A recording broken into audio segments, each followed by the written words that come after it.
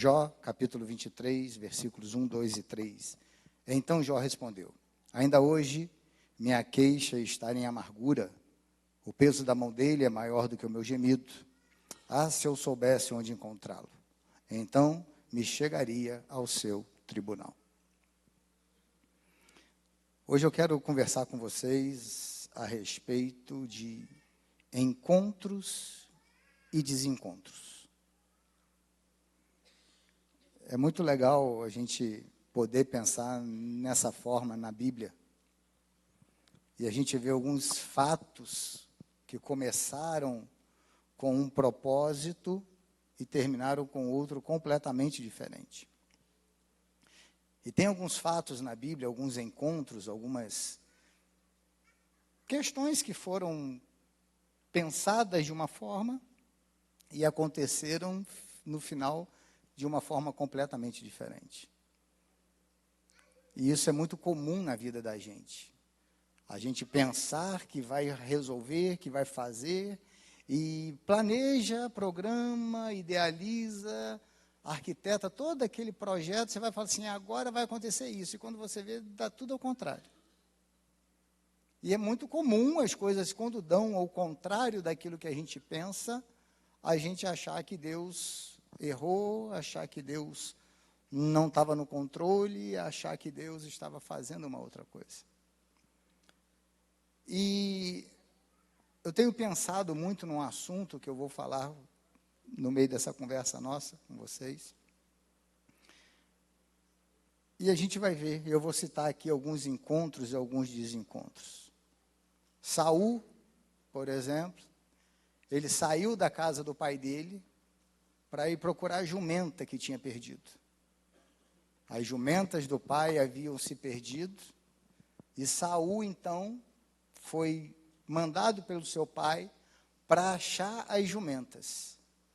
Saul vai procurar a jumenta, não acha jumenta nenhuma e volta para casa. E o pai fala assim, você achou a jumenta? Ele falou, não. Mas aconteceu um troço. Ele falou, o quê? Agora eu sou o rei de Israel. O cara sai para procurar a jumenta, volta rei de Israel. Quando que nos melhores momentos de imaginação de Saul, da família dele, ele ia pensar que isso ia acontecer. Sai para buscar a jumenta, volta, rei. Um outro, Eliezer, servo de Abraão, sai com um objetivo, uma responsabilidade, para achar uma esposa para o filho de Abraão, para Isaac. A pessoa por si só escolher já é uma loteria. Imagina alguém escolher a esposa para outro. Só que Eliezer, na caminhada dele, ele falou assim, esse negócio é pesado demais para mim, esse negócio é difícil demais para mim, e ele pediu para Deus, ó, o Senhor me ajuda. E ele fala uma coisa, o Senhor me ajuda a ter um bom encontro. A responsabilidade que estava sobre ele era muito grande. E ele pediu a Deus. E pela misericórdia de Deus, Deus ouviu a oração, abençoou Eliezer e ele volta com Rebeca para casa. Aí tem um outro encontro, tem um outro Daniel, ele sai como escravo, ele é levado como cativo, e Daniel não tem um desencontro, ele continua sendo escravo, e foi escravo a vida toda, até a morte dele, Daniel foi escravo, só que no meio dessa caminhada, no meio dessa luta toda, Deus olhou para ele, a Bíblia diz que Daniel tinha um espírito excelente, e Deus, em meio àquele processo todo, que todo mundo podia achar negativo, Deus colocou Daniel como um dos principais agentes na Babilônia. Como um dos caras mais importantes do reino. Passou pelo que ele passou, e foi lá adiante, e conseguiu, mesmo vivendo em escravidão, ter um cargo efetivo, um cargo bacana, num governo, num reino, que isso era muito valorizado. Tem outro, José. A Bíblia diz que José dava notícia dos seus irmãos para o seu pai. Sabe, José, assim, falo eu, tá, irmãos? Eu, Marcelo, não tem nada na Bíblia, eu só penso isso, que José era meio fofoqueiro. Sabe, eu penso assim, porque o camarada vai para dar notícia dos irmãos. Então, a ponto dos irmãos não gostarem do cara. Então, para mim, a maneira de ver, José era meio fofoqueiro, tá? Mas é só uma questão minha. E José sai, então, para descobrir, para dar notícia para os irmãos. Acontece o que acontece com ele, e quando o pai lhe encontra depois desse momento, José já era governador do Egito. Da saída de José para dar notícia dos pais, o pai nunca mais o viu, porque a notícia é que ele havia sido morto. Ele consegue, Deus o leva a ser governador do Egito. Quando ele se apresenta para os irmãos que já o haviam esquecido, ele faz uma declaração lindíssima. Ele diz para os irmãos: vocês podem ficar tranquilos, porque o mal que vocês intentaram contra mim, Deus transformou em bênção. Ou seja, se vocês acharam que eu ia ter um desencontro, muito pelo contrário. Eu tive, foi um verdadeiro encontro. Todo o mal que vocês planejaram, Deus transformou tudo isso em bênção. Tem um que eu gosto demais da história. Amã. Está lá no livro de Esther. Por curiosidade só, é o livro que não fala a palavra Deus. Não existe a palavra Deus no livro de Esther. Amã era um camarada extremamente importante no reino do rei Assuero, só que ele não gostava de judeu. Tentou organizar lá, fazer um esquema para matar os judeus. Construiu uma forca no meio da cidade para enforcar um dos maiores, na época, conselheiros do povo judeu, chamado Mardoqueu, ou em algumas versões Mardocai. E ele estava com tudo planejado. E de repente acontece alguma coisa no reino, e o rei Assuero descobre aquilo sobre uma informação, e ele pergunta para os que estavam com ele assim: o que eu fiz para honrar essa pessoa? Aí falaram com ele: nada, você não fez nada. Não fiz nada para honrar essa pessoa que trouxe o livramento para mim? Ele falou: não, você não fez nada. Falou: quem está entrando no palácio agora? Quem está lá no pátio do palácio? Aí alguém olhou pela janelinha, falou: a Amã está lá. Traz a Amã aqui. Aí vem a Amã diante do rei. Aí o rei vira para a Amã. Isso é muito legal, irmão. Ô, gente, se a gente não pode falar bem feito, pelo menos nisso aqui a gente pode falar glória a Deus, porque isso aqui é muito legal. Deus vira para a Amã e fala assim: Amã, o que eu, o rei, deve fazer para alguém que o rei quer honrar? Eu quero honrar uma pessoa e eu não sei o que fazer. A Amã olha e fala assim: é meu. Isso é comigo aí. Está falando de mim. Quer saber? Ô rei, faz uma coisa. Pega vestes reais e vista esse homem. Pegue esse homem, coloque sobre o cavalo real. A Amã já devia estar pensando assim: nossa, como é que eu vou estar? Ó. E pegue alguém importante do reino e arraste esse cavalo pela cidade. O rei Assuero olha para a Amã e fala assim: rapaz, você é ninja mesmo. Mas que ideia genial, gostei. Faz uma coisa, chama Mardoqueu lá. Chama Mardoqueu lá. Dá as vestes do rei para esse que você queria matar, que ele não sabia ainda. Dá as vestes do rei para esse Mardoqueu. Coloca ele sobre o meu cavalo. E você, Amã, depois dessa ideia, você que vai puxar o cavalo. Olha, irmão, é um bem feito gospel isso. Não é possível, gente. Quis derrubar o camarada, quis destruir o camarada, construiu a forca para o camarada e tem que puxar o camarada. E pior não é isso, pior que todo mundo sabia.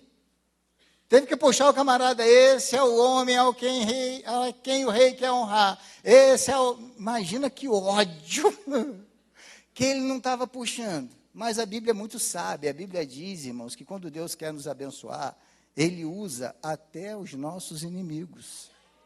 Amã foi com um encontro planejado na cabeça dele. Só que ele teve um desencontro. Mardoqueu, ao contrário. Mardoqueu tinha um encontro também planejado, só que ele teve realmente um encontro, que ele falou para Esther, falou, bota o povo para orar e jejuar aí, porque o negócio está feio para o nosso lado, tá, filha? Vai querer matar todo mundo. Depois está lá no jantar, como se não bastasse, a Amã, com aquela cara de troncho, o rei vira para Esther e fala assim, você está bem, rainha? Mais ou menos. Ué, o que está acontecendo? O meu povo, né? A gente já veio para cá cativo, a gente já veio vendido como escravo, e agora estão querendo destruir ainda mais o nosso povo, estão querendo matar o nosso povo todo. O rei vira e fala assim, mas como assim? Quem é esse que está fazendo isso? Bem feito 2, a vingança. A rainha vira para o rei e fala assim, é esse Amã. Esse aí.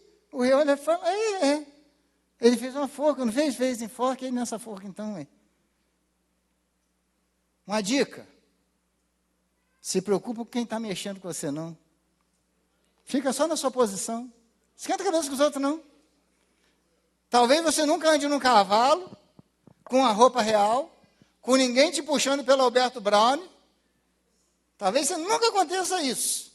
Mas é para ficar tranquilo, porque Deus está de olho em você para cuidar de você e proteger você.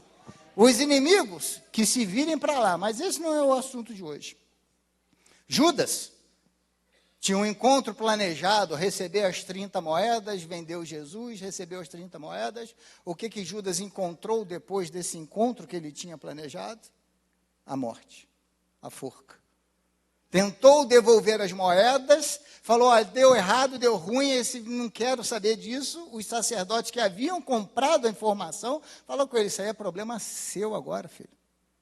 Isso aí é problema seu, eu não quero saber disso. A gente comprou, você que está podre no negócio, isso aí é problema seu. Todo dia, e é nesse ponto que eu quero conversar com vocês. Todo dia, na virada do dia, havia um encontro no Éden. Todo dia, a Bíblia diz que na virada do dia, 5 horinhas da tarde, alguns falam pôr do sol, não importa se era 5, se era pôr do sol, não importa isso. O que importa é que todo dia Deus procurava Adão para conversar com Adão. Todo dia eles tinham um encontro marcado.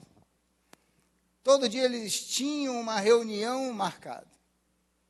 Até que um dia, acontece o que aconteceu, Eva dá ouvido à serpente, come do fruto proibido, Adão dá ouvido à segunda serpente, quer dizer, dá ouvido à esposa, come o fruto proibido, acontece aquilo tudo, Deus fala com eles agora, chega. Os expulsa do jardim, e eu fico imaginando, irmãos, de verdade, o primeiro dia na virada do dia. O primeiro dia que Adão passou fora do jardim, esperando, vendo as coisas acontecendo, e aquela expectativa, será que Deus vai vir falar comigo de novo? Será que Deus vai olhar e vai falar comigo de novo? E deu aquela hora do dia e Deus não se manifestou, veio a noite, o amanhecer do outro dia, Deus não se manifestou, na virada daquele segundo dia, do terceiro dia e tal. E nunca mais Adão, então, teve aquele momento de encontro com Deus. Jogou fora dos momentos talvez mais prazerosos do ser humano, que é ter tempo de conversar com Deus. Abriu mão de um momento prazeroso para a vida dele. E às vezes isso acontece com a gente até os dias de hoje. Nós lemos Jó falou, se eu soubesse onde ele estava, eu ia lá, falar com ele. Jó queria se apresentar diante de Deus, queria se encontrar com Deus, para poder se justificar a Deus e entender o que estava acontecendo. No capítulo 23 de Jó, um pouquinho mais à frente, ele diz, olha, se eu adianto o passo, ele não está lá. Se eu atraso o passo, ele também não está. Se eu olho para a esquerda, eu não encontro. Se eu olho para a direita, eu não encontro. Jó estava querendo encontrar com Deus. E vê se não é mais ou menos isso que a gente, às vezes, vive. de a gente precisar falar com Deus, de a gente querer falar com Deus, ou melhor, perdão, da gente precisar ouvir Deus, da gente precisar que Deus fale conosco, e a gente não se dá conta e não ouve Deus. Porque Deus fica em silêncio às vezes. É muito comum a gente estar num momento de dificuldade e procurar por Deus e não encontrar Deus. É muito comum, às vezes, a gente vir por um culto como esse, ou uma escola bíblica dominical, ou um culto de terça-feira, ou um culto de quarta na congregação. É muito comum a gente ir para o culto numa expectativa de um encontro e sair frustrado daquele encontro, porque a gente vem em busca de alguma coisa e não recebe. E esses dias eu estava pensando, e esse assunto que eu falei com vocês que eu queria falar, eu estava pensando exatamente nisso. Por que às vezes a gente vem num culto e nem sempre a gente ouve Deus falar? Ah, mas Deus está falando. Tá, tudo bem, eu entendo isso, que Deus fala, eu entendo tudo isso. Mas por que muitas vezes a gente vem num culto, numa expectativa de um encontro, e a gente acaba vivendo um desencontro? A gente acaba olhando aquele momento e falando assim, puxa, chega triste e sai triste. Chega amargurado e sai amargurado. Chega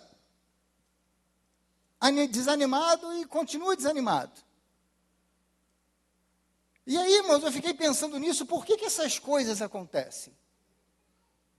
E para minha surpresa, e desagradável surpresa, por sinal, a primeira coisa que eu fui pesquisar foi o que é um culto. O que é o culto? O que significa essa palavra? Culto. E no dicionário diz que culto é um conjunto de atitudes e ritos um conjunto de atitudes e ritos usado para se adorar uma divindade. Só aí Deus já respondeu 50% dos meus questionamentos. Porque quando eu li isso, eu entendi uma coisa. Eu falei, o culto, eu estou errando no culto. Eu estou errando no culto porque às vezes eu estou indo no culto só com a intenção de eu receber. De eu ter, de eu querer, de eu precisar. De eu falar com Deus, me dá, eu quero, faz. E o culto é diferente. O culto, eu tenho que chegar aqui e eu oferecer para Deus.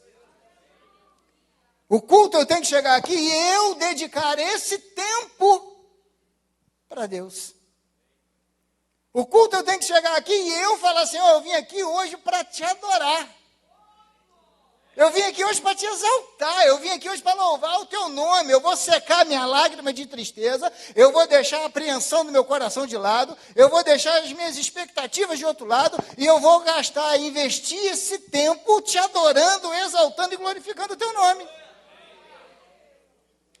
Ah, Marcelo, mas eu não tenho direito de pedir? Tenho, é lógico que temos. Não estou falando que a gente não tem direito de pedir. Só que como a Bíblia é uma colcha de retalhos, e você pega aqui, encaixa ali, pega ali e tal, não sei o quê, um quebra-cabeça que você vai montando, a Bíblia diz também que a primeira coisa que eu tenho que fazer é buscar o reino dele e a justiça dele. E as outras coisas me serão acrescentadas. E eu fiquei pensando exatamente nisso. Falei, então é por isso que muitas vezes o meu culto, teoricamente, eu chego de um jeito e saio do mesmo jeito. E às vezes até pior do que eu entrei. Porque eu saio questionando a Deus, onde é que o senhor estava? Por que o senhor não me ouviu? Por que o senhor não me respondeu? Por que o senhor não usou ninguém para vir falar comigo? Eis que te digo. Enquanto Deus podia estar falando comigo, filhinho, na boa, eu quero a sua adoração. Te dar as coisas eu vejo num outro momento. Responder sua oração, Marcelo, eu vejo numa outra hora. Responder seus questionamentos vai ser outro dia. Hoje não está na agenda, hoje não está na pauta isso. A pauta que está hoje é eu quero ser adorado, eu quero ser exaltado. E eu fiquei encucado com isso, irmãos. Porque na semana passada, eu não lembro o tema que eu preguei. Eu sei que eu estava conversando com o pastor Pedro Eckert, ele falou comigo, Marcelo, eu ouvi um hino tal, e eu queria que você ouvisse esse hino. Eu fui ouvir o hino que ele me mandou. Anota aí, eu anotei o nome e fui ouvir o hino. E o hino tem uma das frases que nunca mais eu vou me esquecer. Porque é verdade. Tem hinos aí que é um monte de baboseira, né? Falar em hino. Posso abrir um parênteses aqui? Vou abrir já. Né? Eu estou muito feliz. Tem 20 anos, mais ou menos. 20 anos, 20, 19, tem um tanto de ano aí. Que tem um casal que é membro da nossa congregação em Juiz de Fora. E é um casal de gente muito boa. Gente muito boa. Mas pensa num casal que já sofreu pressão para abandonar a igreja. Pensa casal que já sofreu pressão para largar Jesus. Era aquele casal. É aquele casal. Sabe, eu já vi gente fazer campanha de difamação para esse casal sair da igreja.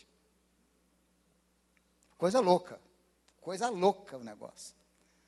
E a menina sempre falando, eu acho que eu tenho isso, acho que eu tenho aquilo, acho que eu tenho muita vontade de fazer hino, tenho muita vontade de escrever hino.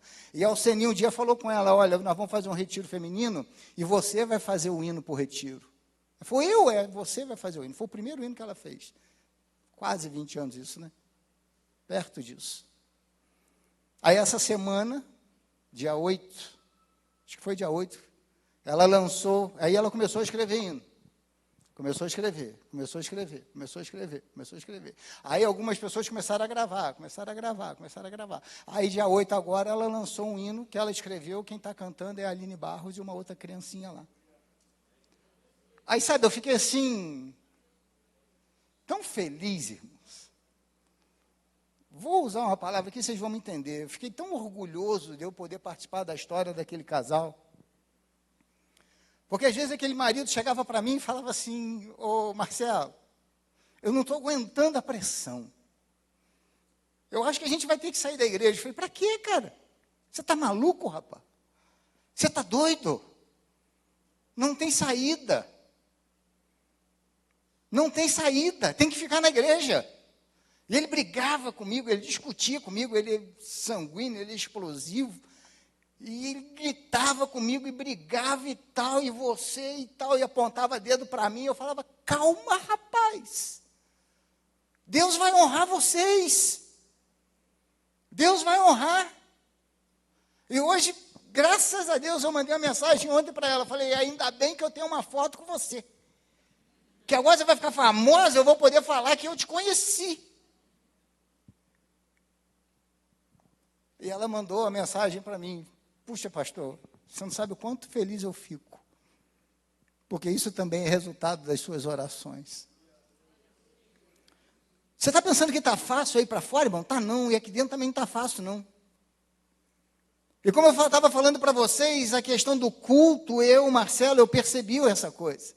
E quando o pastor Pedro Eckert me mandou o hino, que eu ouvi o hino, que eu botei o hino tocando e fui ver a letra do hino, eu ouvi a frase, né, que eu falei para vocês, que eu nunca mais vou esquecer.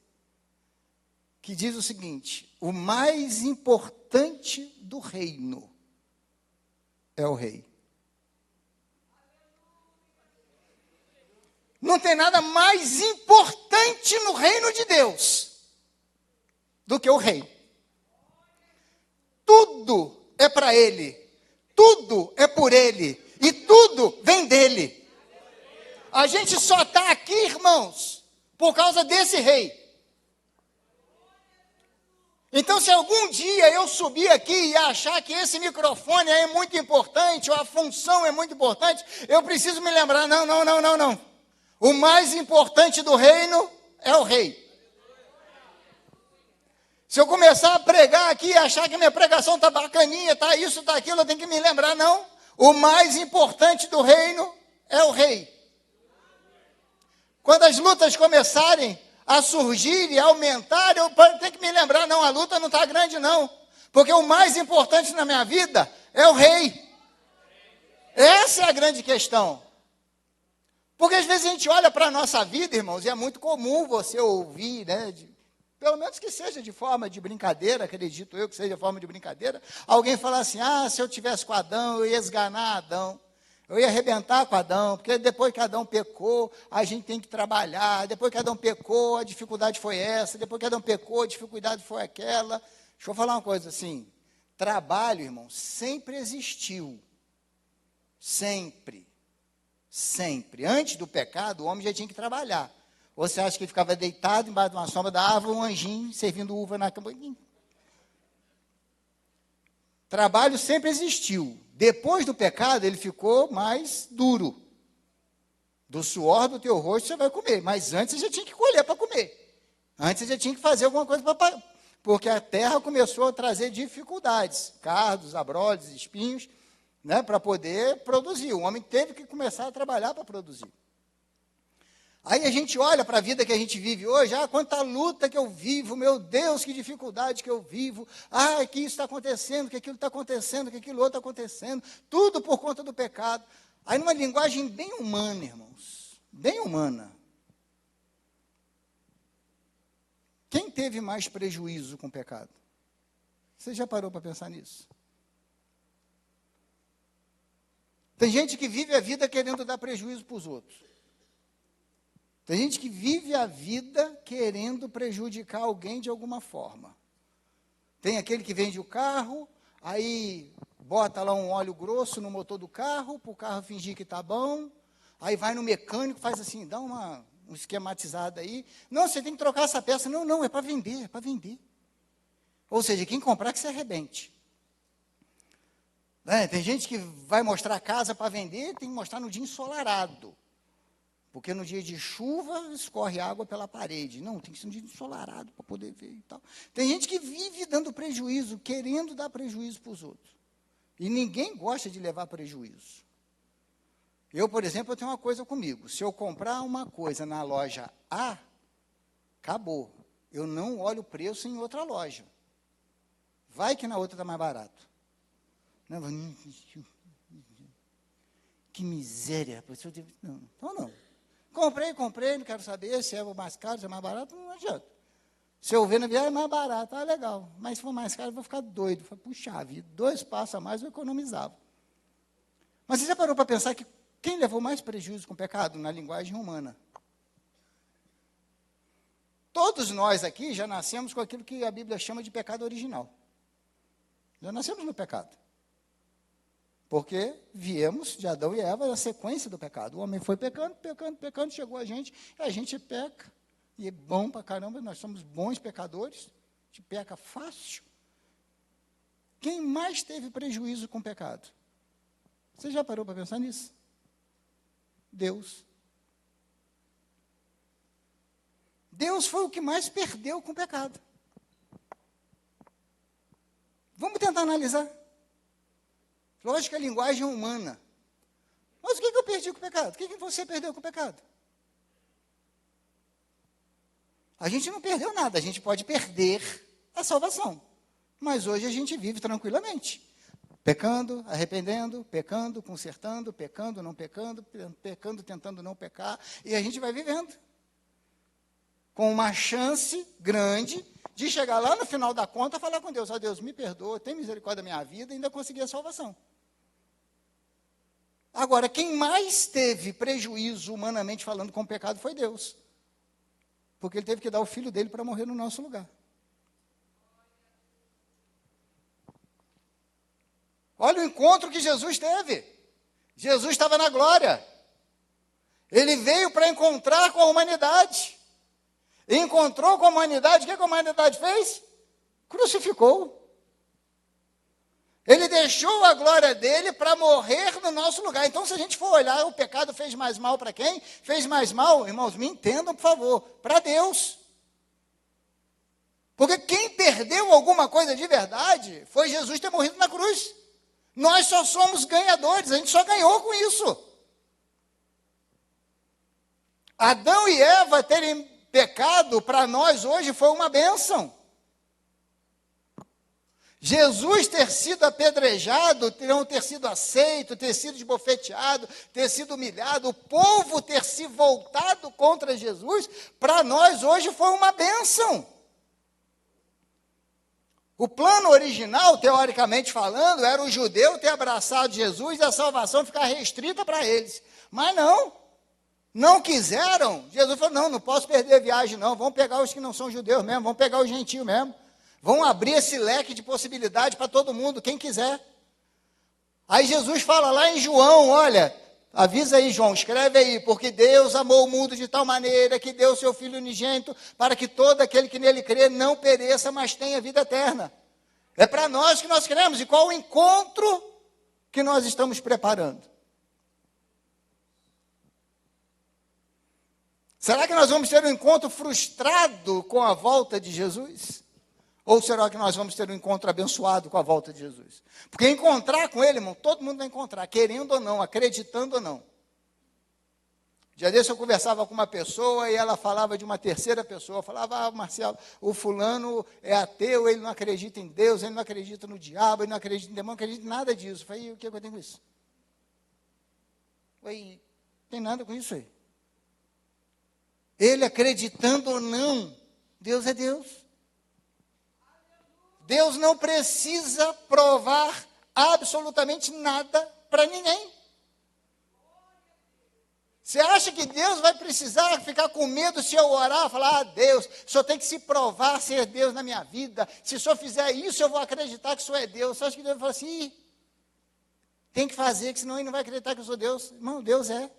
Acabou. Simples assim, Deus é. E Ele sabe quem Ele é. Que é o mais legal, porque às vezes a gente não conhece a nós mesmos, não sabemos a nossa importância, não sabemos o nosso lugar, aí a gente se sujeita a um tanto de coisa que o mundo tem proposto. A gente se sujeita a um tanto de coisa que o mundo está propondo, porque a gente não sabe qual é o nosso lugar. Essa semana eu ouvi uma fala de um ministro do STF extremamente preocupante. Só que ele está certo. Isso que é o grande problema. É preocupante. Peço a Deus que não vá adiante essa fala dele, porque para a igreja, se for, vai ser um prejuízo muito grande. Se essa fala, se o projeto dele for adiante, vai ser um prejuízo muito grande para a igreja, mas ele está absolutamente certo. Ministro Barroso, do Supremo Tribunal Federal, falou que é inadmissível, é inaceitável, e decisões precisam ser tomadas contra a igreja brasileira, porque ela não pode explorar a fé das pessoas em prol de políticos. E ele cita na fala dele, é constrangível, é inaceitável, um líder religioso falar, se você votar em fulano, você vai para o inferno. E ele falou, decisões serão tomadas por causa disso. A culpa é do Barroso? A culpa é do atual presidente? A culpa é do presidente anterior? Não. Inclusive, eu quero pedir, se tem algum eleitor do atual presidente, que me ajudem, porque está certo diminuir azeite, né, de 500 para 450, está certo diminuir peso do pão, está certo diminuir isso tudo. Agora, tirar 4 bis da caixinha do bis, irmão? Aí não, é covardia, gente. Aí não. Fui comer o bis, quando eu contei a divisão, tinha 16. Eu falei, não. Isso não pode ser uma pessoa do bem fazer um negócio desse. Tirar 4 bis da caixinha do bis? Não pode. Então, se você é eleitor do Lula aí, me ajuda a intervir lá. Mas vamos voltar aqui. Então, a fala do Barroso é ruim? É, mas é verdade. Porque a culpa não é do anterior, a culpa não é do atual, a culpa dessa fala é exatamente da igreja e de alguns líderes que não têm o direito de intervir nesse assunto. O líder religioso não pode usar do medo da fé para impor os pensamentos dele. Que história é essa que o candidato A, B ou C é o diabo, se você votar nele, você vai para o inferno? Aonde que está isso na Bíblia?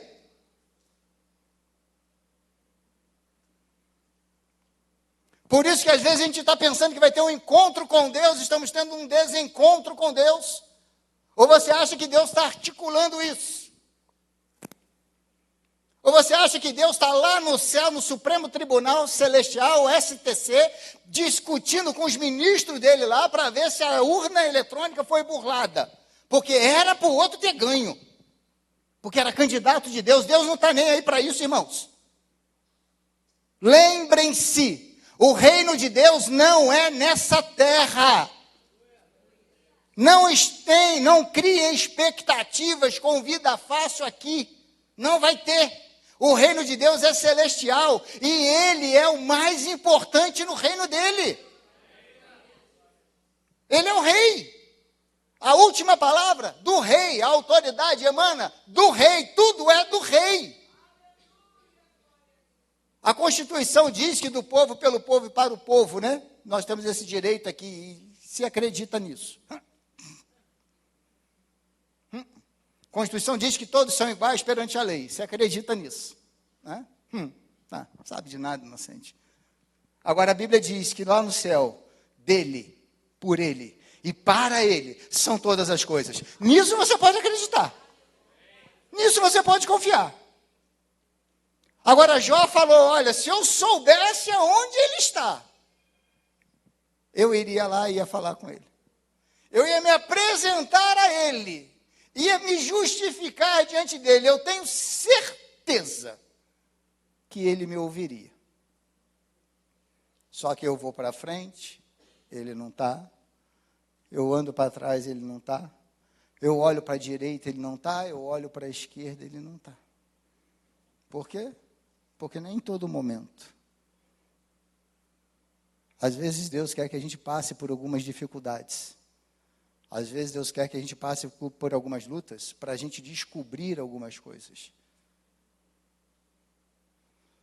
Às vezes a gente precisa passar por algumas questões para a gente descobrir algumas coisas que estão fazendo a diferença na nossa vida. A primeira delas, eu já citei, é o culto. Não estou falando que você não pede, eu peço aqui, tem caixinha aqui cheia de pedido de oração. Mas por que isso tem que ficar para o final? Você já parou para pensar nisso? Por que tem que ficar para o final essa oração? É a liturgia do culto? Não, irmãos.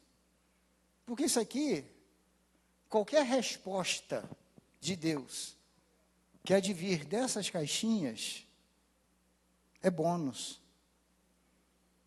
É bônus. Hello, moto. Qualquer coisa que Deus responder daqui é bônus. É bondade de Deus. Porque o culto não foi feito para isso. Então, se eu peço aqui, eu tenho pedido aqui, hoje mesmo de manhã eu já coloquei, agora de noite eu coloquei outro, está aqui dentro. Mas eu não vim aqui por causa desse pedido. A Letícia falou aqui, a gente está orando, não é para Deus fazer, porque Deus faz, a gente está orando para Deus ser quem Ele é, por causa disso que a gente está orando, por causa disso que a gente está buscando. É por causa de quem Ele é que a gente está buscando. No dia dessa mensagem que o pastor Pedro Eckert falou comigo, eu falei uma coisa que é muito melhor estar no coração do rei do que na mesa do rei. Na segunda-feira, alguém falou comigo, mas na mesa do rei não é tão legal? Eu falei, é um espetáculo na mesa do rei. É bom demais. Davi um dia estava sentado na mesa do rei. Saul pegou a lança e mandou em cima do Davi. Se Davi não é ninja nos Paranauê, tinha sido cravado na parede. Saul falou, eu vou cravar ele na parede. Ué, não estava na mesa do rei? Estava na mesa do rei, ué. Se Davi não... tinha morrido na mesa do rei. Agora Mefibosete estava lá em Lodebar, mas estava no coração do rei. Vai lá e busca, traz para cá, ué. Por uma acaso sentou à mesa? Sentou, mas Mefibosete nos ensinou, lembra disso? Quero terra não, pá. O que eu estava preocupado é com o rei. Você já foi, já voltou, está em paz, está de boa. Então, o que eu quero que você guarde nessa noite, irmãos? O que eu quero que você guarde nessa noite? Porque eu acho que vai lhe ajudar, como tem me ajudado desde o dia que eu ouvi isso. O melhor do reino é o rei. Porque dentro do reino, eu posso ter sentimentos contraditórios. E esses sentimentos contraditórios, eles podem querer me afastar do rei. Mas quando eu começo a olhar, não, peraí. Eu não vou discutir mesmo se hoje vai ser um que vai pregar, se vai ser eu que vai pregar. Eu quero saber o seguinte, o melhor no reino é o rei. Eu não quero saber se hoje é o que eu vou cantar, se hoje é o outro que vai cantar, não estou interessado. Eu vim aqui para cultuar a Deus, porque o melhor do reino é o rei. Mas eu estou atravessando essa luta, essas coisas não estão dando muito certo. Marcelo falou que 2024 seria um ano excelente, o meu ano está perturbador, o meu ano está desanimador, mas eu estou lembrando uma coisa, o melhor do reino é o rei. Eu estou lutando para isso. A gente, irmãos, nós precisamos dar um passo além. A gente precisa de um amadurecimento espiritual urgente na nossa vida para entender que tudo que a gente está vivendo vai ficar por aqui. Quem tem 56 anos, as meninas não precisam em consideração ao mês internacional da mulher, né? Vocês não precisam. Homens, quem tem quem tem 56 para cima? Só isso?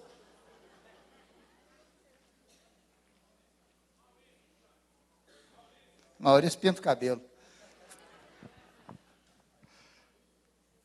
Você já parou para pensar? Você não tem 56? Não é de registrado não, tá, gente? É de nascido.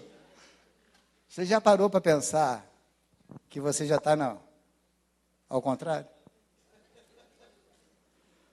Esse dia eu estava fazendo conta, gente, estou quase me aposentando. 65 eu me aposento.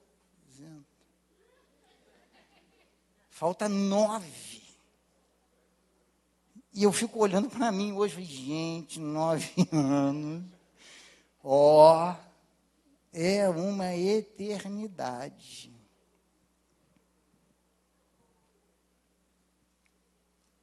Então não pode ser igual a tia Dalceni, né? 94 anos. Está bem.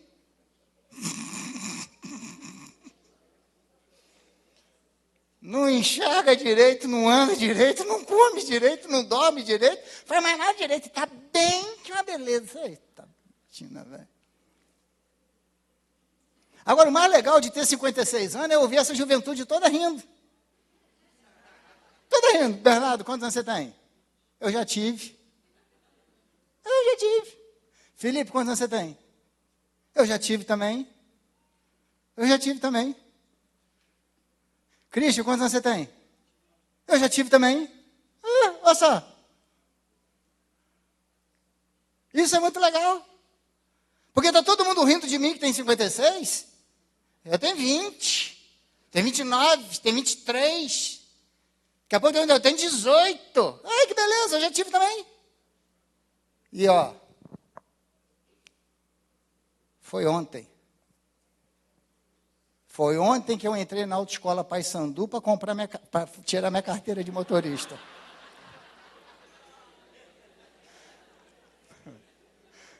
Foi ontem que eu entrei na autoescola Paysandu. Com 18. No dia que eu fiz 18 anos, eu fui lá. Já tem mais de 3 vezes. 54 já ficou para trás. Você está pensando que a vida não está passando, não? Está passando. Está passando e está passando rápido. E um texto da Bíblia que me assusta para eu terminar. É quando Jesus, eu sempre cito isso, daquela parábola. O cara ficou rico, plantou, bombou a plantação dele, ele olhou e falou assim, eu vou ter que destruir, derrubar os meus celeiros, construir celeiros maiores ainda, vou vender tudo que eu estou produzindo e eu vou viver regaladamente, ou seja, vou viver à vontade, vou passear para onde eu quiser passear, eu vou comer o que eu quiser comer, vou usar a roupa que eu quiser usar, vou viver regaladamente. Antes dele acabar de falar, ele ouve uma voz, louco, hoje pedirão a tua alma. E o que tu tens? Para quem será?